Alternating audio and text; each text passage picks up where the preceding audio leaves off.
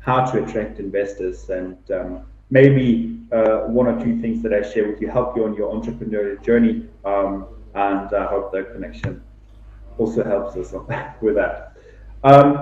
So looking at the topic of what makes a great founder. So the topic of what makes a great founder is really related, of course, could be we, as an investment company, we are looking for unique characters, which is like we invest in people and not businesses, not business models. That person, and of course also the team, that they can pull off something great. And we want to know and love to hear the personal story that a founder has behind this. So meaning, like, whatever you do, whatever you as a founder want to achieve, we want to know how is your personal story related to that. So as I told you earlier, my personal story was like really coming from an NGO, living in a township for a year and seeing how you, with a little bit of money and the effort of the team, can make change. This is now where I want to drive even more and more foreign direct investment into Africa, into startups, because this is directly related to me as a person. And you as a founder, and I'm sure many of you do, have a similar story that relates to your startup. Please share it with investors, because we'd love to hear that, and it creates so much more authenticity and so much more also credibility of why you want to achieve something with your business. And at the same time, we need to know why you're the right person for the success of your startup. This could be track record, previous experiences, but we want to know and see that you have the grit, the power, and the willingness that only you, or not only you, but exactly you are the right one to push your startup to the next level and make it succeed. Startup is tough. I mean, I've seen it on both ends. I've failed, I succeeded. It's not your 9 to 5 job where you go in the morning, leave in the afternoon, and be like, okay, whatever happens. You always care, and you always need to go the extra mile. So how can you as a founder convey that to an investor? We'd love to see like hardcore discipline, adaptability. It represents everything of your business as well. Also, what you convey to your team. You must live up to what you say. Do more, execute, be relentless, and be reliable. You want to be the rock for your team, for yourself, and also for the investor. You want to be trusted by us that the money that is given to you is in good hands. So this needs to be conveyed by you through actions. And also, you need to explain your business model to an investor, to your business partner, to a client, to your aunt. There's so many different messages we as founders have to convey, and we need to be very to really dwell down a specific message to the point, and bring also the point that we want to make across. You need to set targets for your team. There's feedback and status updates for investors. So you're constantly in a communication flow with hundreds of different individuals, all in your life, basically. And then there's questions that you need to answer. So as a founder, make sure that you bring a clear message across, that you practice communicating, and that you also, from an expectations perspective, be prepared that you will have to do a lot of communication. And yet again, your word is so important. Do as you say. I can't emphasize it often enough. If you say, and I'm mentioning the point of the documents again, you must deliver on time. Just do what you say. Someone wants to see a presentation, someone says, hey, we're gonna launch this thing next week, and they never do after that. You need to lead by example, honest. We prefer an honest founder over someone that is coming up with excuses. So you can tell also an investor, hey, we're struggling. Hey, this is not working. Hey, we know so much more professionalism, trust, and integrity, which are all values that we look in founders. And you can show that just by being honest. and I can really recommend that to you guys, is when you are in conversation with investors, also tell them when things are not going so well, because we all know the game, we all know both sides of the fence, meaning I also know that things can't always go 100% right. And if I meet a startup or a founder and they tell me, oh, everything is so perfect and we are just hitting targets and everything is wonderful, I can tell you they're lying, and I don't want to hear that. Now, as we spoke about the founder, you as the founder are only a lonely warrior, as I'd say, because you as a founder cannot achieve greatness alone. You need a rockstar team. And when we are looking at teams, we are looking for a diverse powerhouse that really brings a broad set of skills and experiences to the table. So what does that mean? We want to see that a founder or a founding team is assembled in a way that your partners or your team has all the skills that you don't, because we can't have all the skills. I can't draw, run, jump, and code and whatever. So there's limitations of what we can achieve as an individual, and we want to see that teams are assembled in a way that really conveys multiple strengths and weaknesses combined with one another and evening another out, so that you bring this diverse team together that as a unit is super strong. And we really check up on that when we do due diligence, when we talk to co-founders or the team. We check up on, okay, which assets are they bringing to the table, where are their weaknesses, where are their strengths, and as a team, do we see that they really intertwine and could work well together? Of course, it's from an outsider's perspective, and you inside, you know way more about one another. But over time, I think we tend to get quite a good picture of and about teams, and we can separate between, is this a strong setup or not? And also, what is important in a team, that yes, you need to have a clear alignment and values direction of the business and bring across one message, but it doesn't mean that you can't disagree and stimulate one another with growth. But when it comes to the company message and direction, you need to be aligned. And we also check on that, because sometimes every individual has a little bit of a different picture of the business. But if it's too much of a different picture, you will end up running in different directions, and it becomes extremely hard for a founder to pull the team together. So have a core alignment of values, direction of the business, but please stimulate one another, challenge one another, and be open for suggestions from all different angles of your team. And when we talk to founders, we want to know how do you actually want to support your team in growing and becoming better individuals personally, but also on a professional level. So how do you help them to achieve their goals in life, in their career? As much as I like to ask questions myself, I love receiving them. And a good team or a great founder also asks questions to an investor. And that is not only relevant for investor conversations, but we looking left. Do we think like 2 months' time could be completely different, because the market dynamic changes, and this velocity of change is only ever increasing.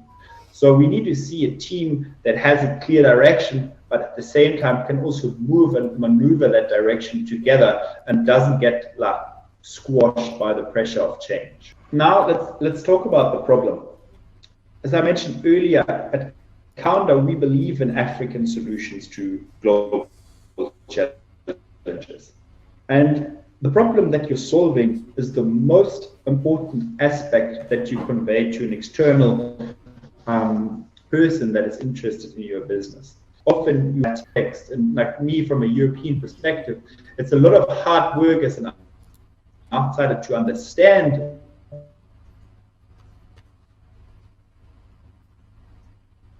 often you have text, and like me, from a European perspective, it's a lot of hard work as an outsider to understand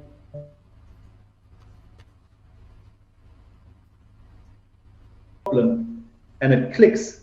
Oh yes, that makes so much sense. And the standards, of course, I want to learn more, because if you solve a real problem, then there's a need for your business, and a need for your business means potential growth. And this is what we're looking for from an investment perspective. I see there was a question coming. Oh, no, you are asking for questions to put in. Okay, cool. Yeah, let's go on and talk about market dynamics and potentials in relation to your problems.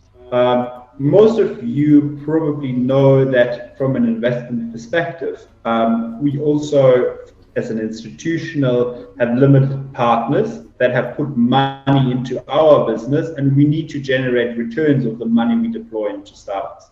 Angel investors, a little bit different. They have their own cash resources generally that they need to deploy, and they have their own expectations on returns. But we as an institution need to deliver a return of the investment in your business. And that, let me maybe use like a generic rule that we could apply here.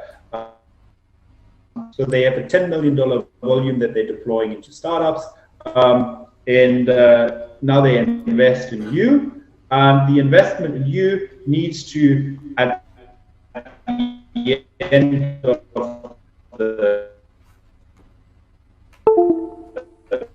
the time when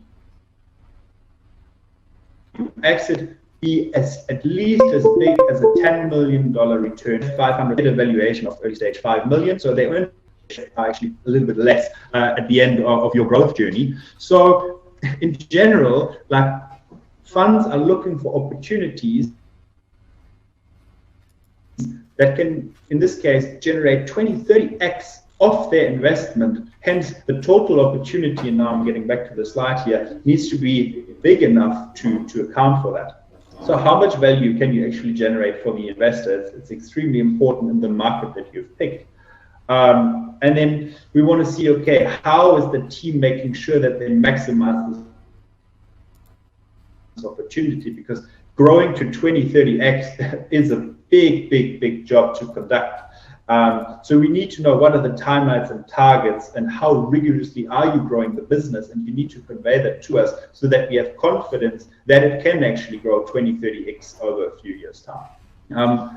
Competition, we love to see. Competition in the market is always a positive sign, because that means something is to be gained in this industry. So we want to see the competition, and we want to know, why are you better? Yet again, you create confidence. I mean, if there's competition in the market, but you are already so much more advanced, it's great to see, because we'll take them over and conquer the world together. So how do you plan to succeed in a competitive market landscape? And we need to see, what is the secret sauce? So why are you the company? All stars are aligned and everything works tremendously well for your business. What is the 1 out of 1,000 opportunities that your business can grow into? What is this insane vision that you as a founder and the team share and like convey to us as investors? It could be, you know, something like what I love to hear. It's like, okay, my mission is in 10 years, I want to make sure that the water supply for the entire African continent is granted by our operations. Wow, what a crazy moonshot, what a crazy vision. But if that actually falls into place, of course, it's a tremendous business opportunity with insane impact. And of course, you can apply that to your fintech or other businesses that you're running. If you have something like, which is, because you must feel like really, almost like really weird when you phrase it, because it's so big. But if everything is aligned and comes to play, we want to know what is the perfect outcome you envision and dream for your business. So think really, really big, because you need to think big to build. And we love backing bullish founders who have crazy ideas and want to bend boundaries and change what is currently exists. And we need to know why and how are you becoming the largest business in your market, and why. And if you think big and really convey that that vision, and you're not just a bullshitter, we we believe that we back great founders because we had seen many crazy visions that were coming to life. I mean, look at organizations such as an Uber. If 10 years ago someone would have said, I will take my business is going to take up all the taxis, and you will have something which is called a smartphone that people only started like not even knowing what it is, and people will book a trip on that. People would like, what, are you crazy? But people believed in that, and Uber is just one example of something that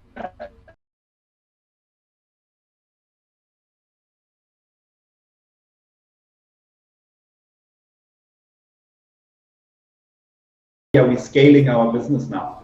Scaling is, as the word scaling suggests, actually ramping something up big time. And it's something else than growing. It's taking something that you've got now, for example, in 2 months' time, you've got 10x of it. And growth is, okay, I'm growing, it's more organically, but scale is almost exponential. And you have to be on the right track first. This includes, like, sometimes people talk about scale before even having achieved product market fit. So that you've got a few clients and things are working out nicely, your product is well received, and now you say, okay, now I'm scaling. But scaling is actually at a way later stage, in our opinion. And we always look at it like copy and paste. You take something that is really proven to work extremely well, and you multiply it in different markets, industries, sectors. And now you wouldn't want to copy and paste a text, right, that still has some flaws in it, because then you will just copy the flaws, and at the end of the day, it will become all shaky and not working out. So you need to have steady growth, good metrics, in all your areas before you can really apply scaling mechanics. And think about it like a funnel, right? Scale capital is really capital that is deployed in larger volumes. As in a funnel, you just want to put more into it, and in the bottom you get the same result out over and over and over again, and it's reliable. But if you don't have achieved the right metrics yet, the funnel might get stuck, and what comes out from the bottom is actually not what you expect. So great mechanics in your business, proven over time in different markets, in different areas already, to really ensure that the capital you're deploying now will actually achieve the scale effect and not just be cluttered. And this, back again, also accounts for your team. Scale is such a way of like hyper growth that your team needs to be ready. And we need to see, is your HR, and do you have a growth plan established where the success of individual growth within your organization? Do you have a process philosophy that if you are 20 people today, and maybe in 3 months that's going to play out. So, and that also is part of scale success. And if that is not prepared, you're not a scale-ready company. And scale means growth, and that also means people. How are you as a company making sure that the right talent is joining your organization? So we need to see, are the existing employees happy in your organization? Do you have a plan in place that you attract great talent to your business? And you need to prove before you can really scale that you're an outstanding organization for ambitious talent. Because talent is as important as other established company metrics, such as could be break even, stable revenues, great expansion traction, and all of that. If you don't have the right people or the right source to get these people joining your startup, you will not be able to grow it in that manner.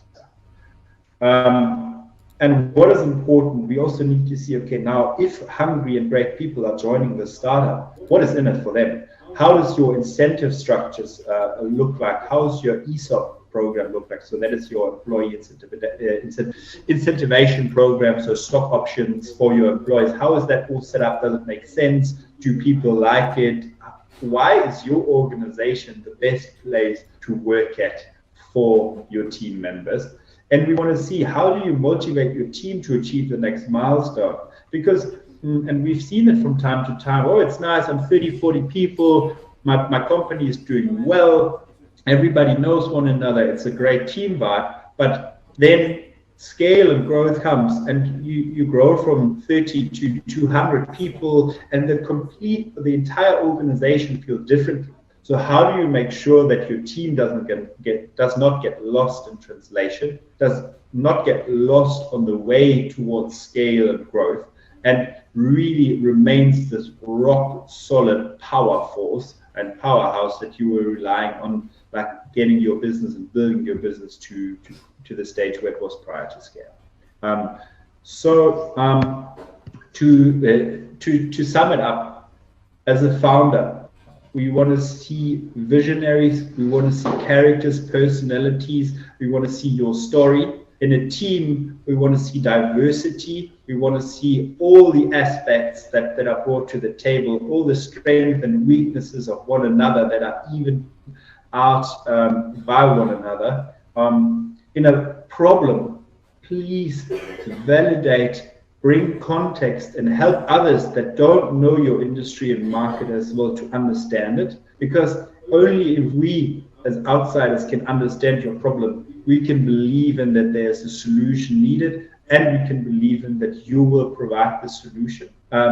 In a market, pick a market, understand your market, and the expectations that come from an investor in terms of market size and how much market share you need to gain to generate attractive returns. And so why are you the company that is succeeding within your market? And last but not least, when you've achieved all this and you are showing traction, you're showing great metrics of growth, think about, how can I copy and paste these metrics and take my business to the next level? And don't be mistaken between scale and growth, because growth is a very small journey in the beginning, whereas scale is really a tremendous growth wave that you need to be prepared for, internally, externally, and with everything that your team can bring to the table,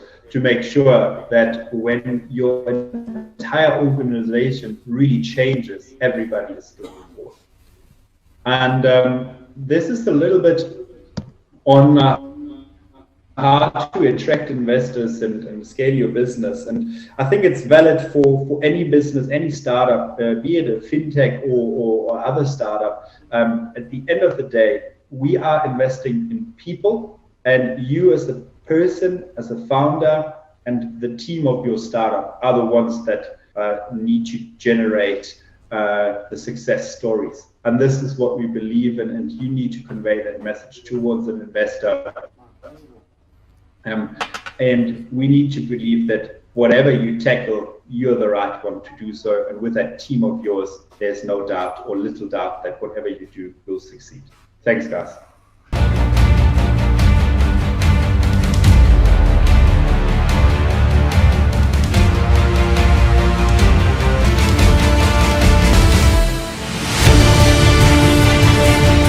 What advice do you have for startups that are not leveraging technology as most others do? Thank you. I think these days, and we are also, we are investing into tech businesses, and I think the way that the world is spinning is you need to see, even if you're not necessarily tech focused, how can you bring technology into your organization as a supporting function, to make your processes simpler, to really enhance your organization. But I would even give a little bit of a strict or harsh opinion. But I think if you have the choice of building a startup in Africa right now, I would choose building a tech startup. And look how technology in that specific sector that you're interested in can enhance it. But I would definitely do everything I can to build a tech company. Does that answer the question to a degree, Joji? Yes, it does. It's about, just being realistic. All right. Thank you, Mr. Tunjoke. I want to really appreciate you guys for this wonderful opportunity for a starter like us. My name is Festus Osazuwa. I'm a co-founder in iOS Global Logistics Technology Limited. We are into 3PL logistic company that link truckers to cargo owners. So my question is, we started of recent and we have been finding it difficult to actually raise funds, knowing fully well that our kind of business, which is an knowledge business, actually need a lot of capital. So my questions are, the first question I'm going to ask is, when is the best time to actually raise funds? Because we have been having this controversial argument that, it's time, it's not time, and we are struggling with operations. We are having larger number of users on our platform, and but we don't know when is the best time to actually raise funds as a starter. We started by February. We are just less than a year old. Number two, as a starter, which we're in the we have not raised funds before, but we've started, and I believe if we are to raise funds, we are to raise a seed fund. What is the best amount that is advisable to acquire as a seed fund, knowing fully well that the investors out there too have their gain? Because sometimes I see some people raise for $1 million, $2 million, $5 million. Yes, we already have our plans. We already have what we needed money for, the amount of money we actually needed. But the question is, if we are raising too high, hope it will not make, because of we've not raised fund before, will this not make investors, look at us that, this is too much, or what amount is best advisable for you, for us as a starter who have not raised fund before to raise. And number three, like this seminar is all about fintech. Our business too is all about fintech, but we've not actually activated our full fintech system, because our plan of which the business is structured in such a way to have a hub that will link all cargoes owners in Nigeria and beyond to all cargoes owners within the country and then in other African countries. But as we speak, that hub has not been ready, and we are using the conventional ways of linking cargoes owners to link truckers. We use our normal website and other ways. So can this also affect us to generate funds, knowing fully well that our app is not ready? In this case, should we wait for our app to be ready before we raise funds, or we can go ahead and generate funds? These are just few of the many questions I have in mind. The first one was like, when is the right time to raise funds? And I think it definitely depends on like the state of your startup. So it could be the right time if you have got a brilliant idea to, for example, to produce something or to build a product, and you need developers, engineers to do it. So then the right time is actually to raise before you actually have something out there. But it could also be that you have, without your own forces, through your own forces, created something, established a certain state of your business, and now, if you really want to push this out further into the market, that could be the right time. So that it really depends on your industry, on the state of where the business is at, and really on how complex and big the idea is. But where we look into when we're looking into investing in businesses in the early stage, we want to see that there is some sort of proof, could be an MVP, so the minimum viable product. So some examples of, and I say it again, that there is a problem that you can clearly identify, clearly explain, and in relation with your product or service provides a solution. And if you can prove that through your like history of the business, through presentations of your idea and the company, then it's the right time to attract funding. But also remember, sometimes, and I see that also a lot of times, people start raising money for the purpose of raising money. And this is not what fundraising is about. Fundraising ultimately is about, okay, there is something there that now needs to be taken to a next level. That could be from an idea to an actual product, could be from an actual product to more customers, or it could be from more customers to the market. So there always needs to be a really defined purpose and money. And not just raising money because other people are raising left, right, and center. It needs to make sense. And a lot of investors, they know if someone's raising money just to raise money and then do something with it, versus, okay, is there able to make this business grow? That was the first one, right? Debo Tunji, do you also want to add? Yes, but this is Debo. So basically, I think that to answer,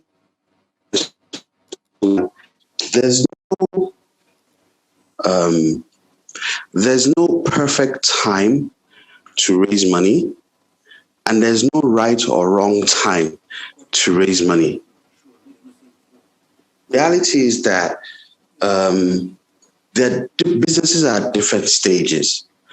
So, for example, if you have an idea and you have taken this idea and seen that there's a need for this thing and there's market validation for it, i.e., customers that are willing to pay for it, then even at that stage, you could actually launch a pre-seed round. That you're trying to raise some small funds to literally put your idea and create a business out of it. And so just purely from your idea, you could get, we call this, and people make fun of this, they call this the FFF round. So usually they say it's family, friends, and fools, which is a bit funny, but in the sense that there's nothing tangible at that point in time. So it's just more of, there's this idea and potentially it can affect people. You know, just as Michel said earlier, if you have an idea that can impact people, and hence why there's a lot of impact funds around the world today, then there are people that could literally take your idea, or maybe can even see your idea and see the bigger picture above and beyond yourself. And so there's no perfect time to raise funds. So it could be a pre-seed stage, even at idea stage. It could be at the stage where you have gotten some iteration from customers who say, hey, we're willing to pay for this product or service. And you then begin to leverage those customers to get a lot of feedback on how to get things better. Or it could be that, you know, you've gotten to a certain level where you then want to grow it and digitize that product or service. So to your question, when is the best time to raise funds? There is, I don't know if I'm answering your question, but the reality is there's no best time or bad time or worst time. There are companies that have raised money during the COVID crisis, which is one of the worst crises to have happened to humanity in hundreds of years. So even during that period, there were companies that were able to raise funds for different things. So technically speaking, also, there's no worst time.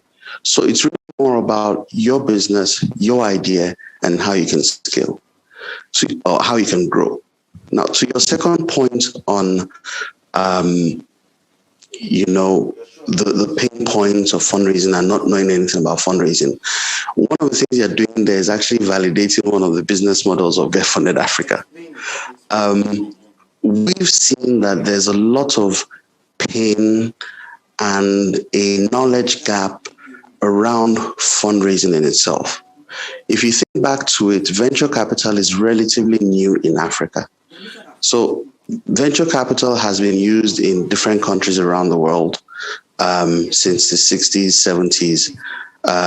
So we're talking 30, 40 years. But in Africa, really, venture capital really just started taking off in 2015. So we're probably just about 5 years, 6 years into the VC cycle in Africa.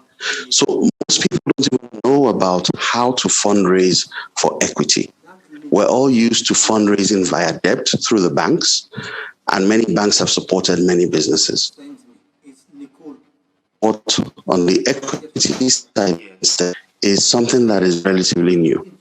And this is actually what we in Get Funded Africa are seeing as a key pain point in African business. So it's kind of like validating our business model. And so we'll be happy to talk to you. I think our emails have already been provided, and we can actually guide you as well as many other people as possible, because what we're now doing is we're digital for fundraising. And we're excited about the many companies and the energy coming out from the African continent in solving problems for society.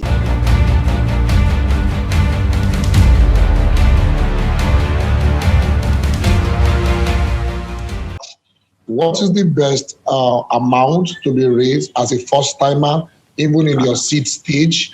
And also, now that we are still practicing our conventional way of business, that our app is not ready yet, we are doing it in the conventional way. That hope this will not also affect our funding ability. Okay, thanks. To your question on how much should you raise, it's really more of what do you need to build what the professionals will call your MVP. So you have built a business in a traditional, conventional way, right? That's good. That in itself is some kind of validation, because remember, technology on its own just is garbage in, garbage out. What technology should do is to enable people use your products or services even easier. So if you have customers who are buying your service or product, you've built to an extent what we'll call a minimum viable product. If you have customers that are already willing to pay for those goods or services. So you've built something already. The technology is then more to then use, get your customers to use your product or service even easier, or even to reach more people. So to your question, what is the amount? It's more around this, your MVP that you have built or that you've developed. What do you need in order to digitize the process? So maybe to build your app. What do you need in order to make your process more efficient? So it's not about starting big or having some large amount. It's really more about being realistic. What do we need to get it to the next level? What do we need to then have a digital MVP version of what we're doing?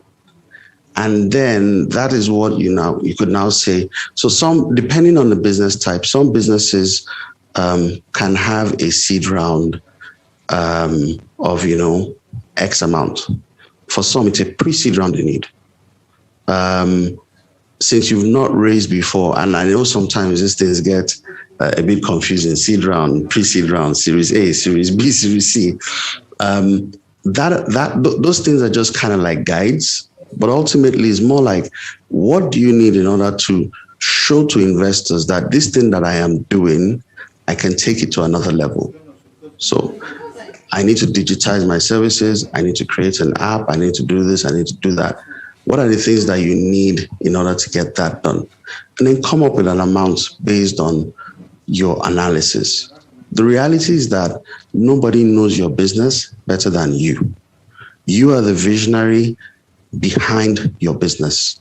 And so it's just more of, venture capital is, they refer to it sometimes as staged investment financing. And the staging is more of create milestones for each stage and then create the finances you need for each stage. Michel hit it spot on earlier on when he said founders have to know how to set milestones and hit those milestones. And it's the same thing. Divide up all your plans into smaller bits and sizes. They say sometimes, how do you eat an elephant? It's one bite at a time. And so basically, schedule all your bites together, create a plan around what you want to achieve per time. What do you want to achieve in 3 months? What do you want to achieve in 6 months? What do you want to achieve in 12 months?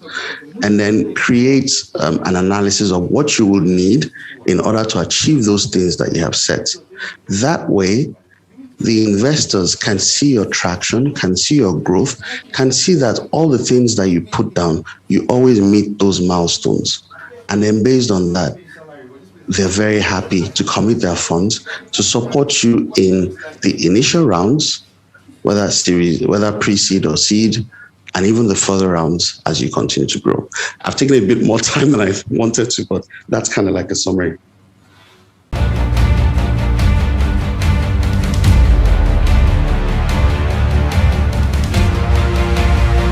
And this is a question that came on our WhatsApp as well. So the question reads, there are efforts to raise awareness for the Nigerian startup bill, and some African countries have this or a similar structure in place as an investor. Do you think that government regulations would help startups succeed faster? Absolutely. I think it is time for African governments to wake up. And I mean, I can tell you, even the German government is sleeping with that regard. I'm quite involved in a group of people here, and I'm watching it. So for South Africa, for example, where the community is really encouraging governments to put a startup act together. And I think that is valid for Nigeria as well as for other African countries, where we need governments to understand that startups are and will be an even more important motor for future economies of our countries here in Africa. And government needs to support these or our startups and organizations that like foster entrepreneurship. And that starts, anywhere from regulations and like the ease of setting up an entity, governmental support programs, grants, education. So absolutely agreed here on that statement. The startup bills or startup acts for the countries. So basically, so at Get Funded Africa, there are two countries right now that we are heavily interested and involved in the startup bills or act. We're involved in the South African startup bill, which is currently in draft stage. And we're also involved in the Nigeria startup bill, which is also in draft stage, but is on an accelerated path. For those who are listening, you may have heard that the President of the Federal Republic has said that the startup bill would be enacted hopefully before the end of this year, which is a very strong statement. The startup bill in Nigeria has been worked on to date as a collaboration between the private sector and the public sector. So you have organizations on the public side, from the Ministry of Finance to the central bank to other regulatory bodies from the government side, as well as the Office of the Presidency, to private sector organizations legal organizations, tech companies, and even get funded Africa. And you can visit the website startupbill.ng to learn more about the Nigerian startup bill as it's currently being drafted. So there's a draft that is being circulated. There are even town halls that are going on around in most cities and regions in the country. And my suggestion is for everyone to get involved, because this is going to have a huge impact on the economy. Startups are the engine room of development. And so when you create bills that work, and you power those engines, what it means is that there's an acceleration and more problems are being solved. So that's the Nigerian startup bill. The South African startup bill, please Google for it, South African startup bill as well. It's currently going through the rounds. And the importance of this is, in Africa in particular, there are two countries that have enacted startup bills. One is Tunisia, and I believe the other is Rwanda. What you would notice, though, is that those two countries where the startup bills have been effected, there's a huge growth in the number of investments that are taking place in those countries. Because on the one hand, you have the ability to have a structure around how startups are created, especially on the equity side. Remember earlier on, I said it's relatively new in Africa. And so having that framework accelerates growth and creates jobs. If I may use an example, in the US, they created the Jobs Act. Now, they didn't call it Startup Bill, but the entire thing of the Jobs Act is actually to create job opportunities from small businesses, i.e. from startups. So all the countries around the world literally have something that creates the enabling environment for startups to thrive and for startups to get funded. And I think that's why regulation is a key piece of growth for small businesses and why it's important for us to even talk about it.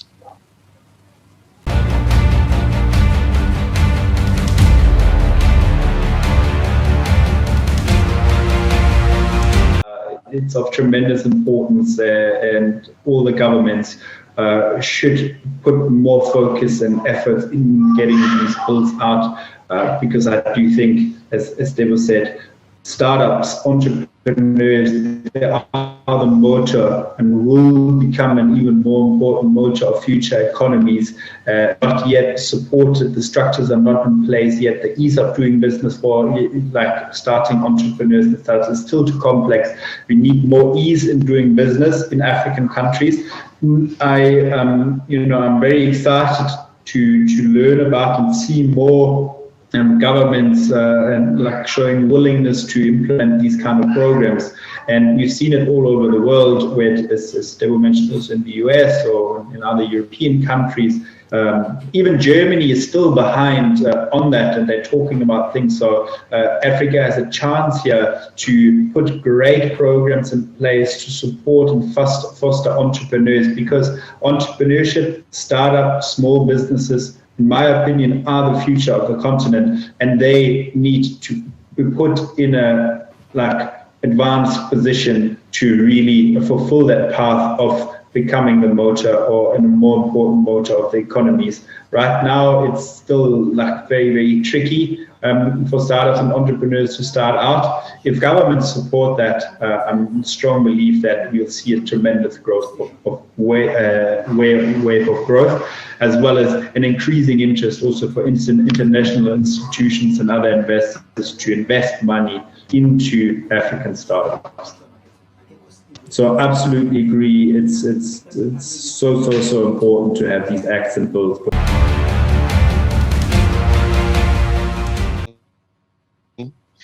Good morning. My name is Usman from Nigeria.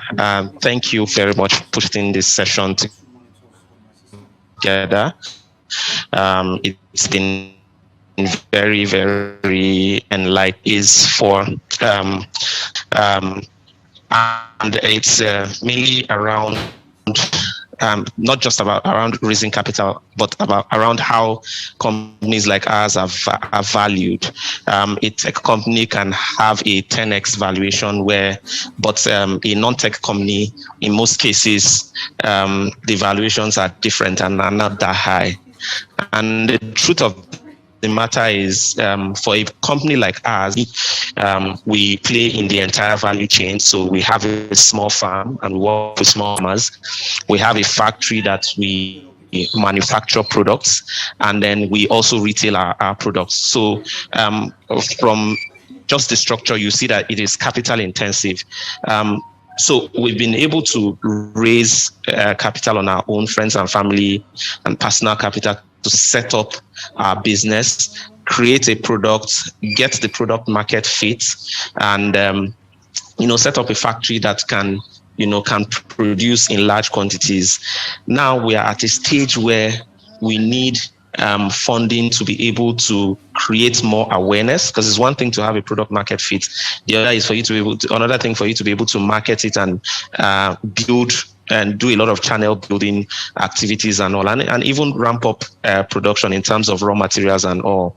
Now, when we go out for funding, because the funding requirement is typically high for this kind of businesses, our valuation, we don't get valued the way tech companies are valued. And, it's very, very difficult to get investors that are interested in this segment. And in my own personal opinion, tech is good, but I don't think that tech alone is the solution to Africa's problem. Africa still struggles with that fundamental problem of how to feed itself. Most of the African countries don't even have staple foods. I mean, it's very difficult for people to be able to get to feed themselves. We have been able to create our product, one of our products, the baby food in Nigeria is the most affordable and the most nutritious in the market. But we've not been able to get the funding to help us amplify this product, amplify the marketing, and then take it to the next level, just because we are not tech. So I don't know if there are, we can to investors that are interested in agri businesses that can see the vision from where we sit, understand that just because we are not tech, they can see the potential in our business and, price us appropriately when we are trying to raise funds.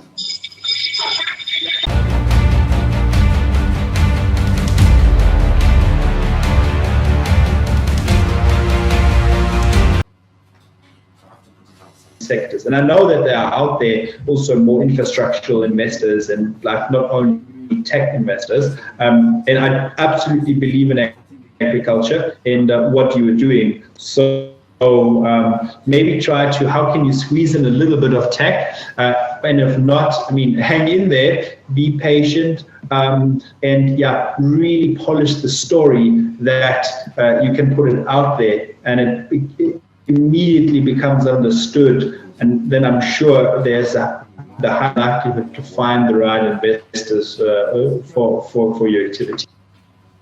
So one thing to, especially because you have proven to operate and successful operate in the market, sell, grow, establish factories and stuff, and it's really it's a more solid business now already. So if you can spin that story and use that to your advantage, I think that will help you. Even though, and you've recognized that, unfortunately, correctly, it is so much harder for these kind of businesses to raise funds in comparison to tech.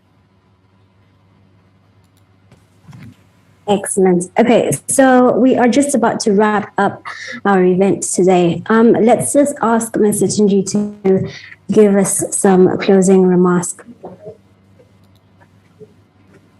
Okay, thank you, Nicole.